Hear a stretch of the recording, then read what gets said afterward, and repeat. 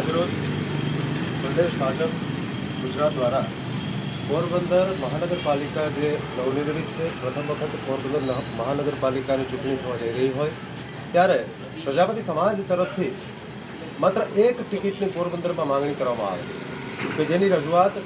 પોરબંદર જિલ્લા ભાજપ પ્રમુખશ્રી, પોરબંદર જિલ્લા ભાજપના મહામંત્રીશ્રીઓ અને યથાયોગ્ય જગ્યાએ રજૂઆતો કરવામાં આવી કે અમારા પ્રજાપતિ સમાજને કે જેની મતદારોની સંખ્યા પોરબંદર જિલ્લામાં 10 થી 12 હજાર થવા જાય છે, એ રજૂઆત અમારા પ્રજાપતિ સમાજ દ્વારા કરવામાં આવેલી અને પ્રત્યેક ક્ષણે પ્રત્યેક દિવસે આ રજૂઆતને વારંવાર દોહરાવવામાં આવેલી. એમ છતાં જ્યારે આજે પ્રદેશ ભાજપ દ્વારા પોરબંદર મહાનગરપાલિકાના ઉમેદવારોની યાદી જાહેર કરવામાં આવી ત્યારે અમને કોઈ આશ્ચર્યની સાથે